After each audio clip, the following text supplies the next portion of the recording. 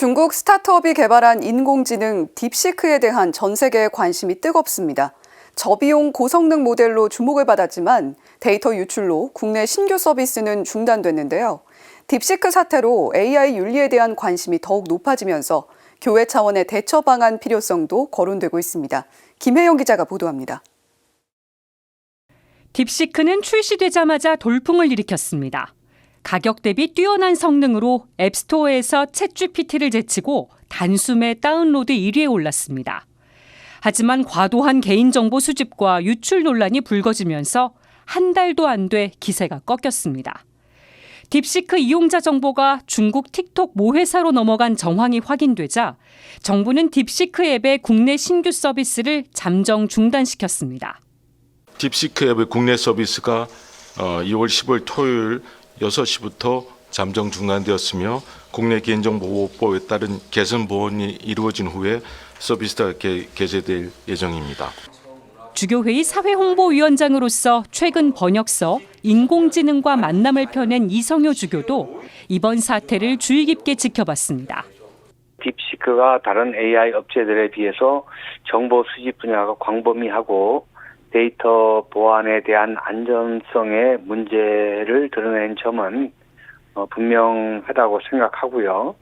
따라서 우리나라의 딥시크 서비스 중단은 시적절한 결정이 아닌가 생각합니다. 윤리신학자인 방종호 신부도 딥시크 서비스의 안전성과 투명성 부족을 꼬집었습니다. 그래서 AI 윤리에서 가장 중요하게 다루는 것이 사생활 보호와 보안의 문제도 있지만 투명성, 이러한 것들이 항상 함께 들어가야 되는데 딥시크 같은 경우에는 그것이 많이 부족했다라는 생각이 듭니다. 딥시크 앱 신규 다운이 중단된 지 일주일. 하지만 기존에 다운받은 앱과 웹 서비스는 여전히 이용이 가능합니다. 공공기관과 민간기업, 금융권은 정부 조치에 앞서 딥시크 접속을 차단한 상태. 그렇다면 약 600만 명의 신자가 있는 한국천주교회는 어떻게 대응해야 할까?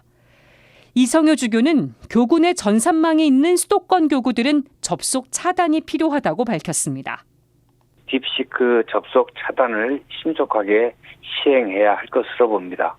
이 점에 대해서는 주교회의 사회홍보위원회에서 대처 방안을 마련해야 하지 않을까 생각하고요. 인공지능 기술이 하루가 다르게 발전하는 시대. 딥시크 출시에 놀란 정부는 뒤늦게 세계 최고의 인공지능 모델을 개발할 수 있도록 집중 지원에 나서기로 했습니다. 다만 윤리적인 부분도 간과할 수 없다는 게 가톨릭 교회의 입장입니다. 교황청이 최근 발표한 문헌, 옛것과 새것이 AI 윤리의 기준이 될 수 있습니다. 데이터를 가지고 있는 회사가 어떻게 이 기술을 적용하고 있는지, 그리고 누군가가 이 정보를 요청한다고 했을 때 이것을 어떻게 사용하고 있고 어떻게 관리하고 있는지를 투명하게 공개할 수 있어야 된다라고 이야기를 하거든요. 이성효 주교는 신자와 국민에게 디지털 미디어 문해력을 가질 것과 몇 가지 질문을 던져볼 것을 권고했습니다. AI가 내장된 기술을 사용한 후 어떤 느낌이 드는가? 나에게 물어보는 거죠. 활력이 넘치는가? 혹은 체력이 고갈되는 느낌인가? 주변 사람들과 교류하는 대신 종종 기술에 의존하고 있는가?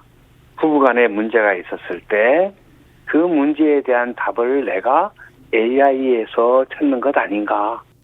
CPBC 김혜영입니다.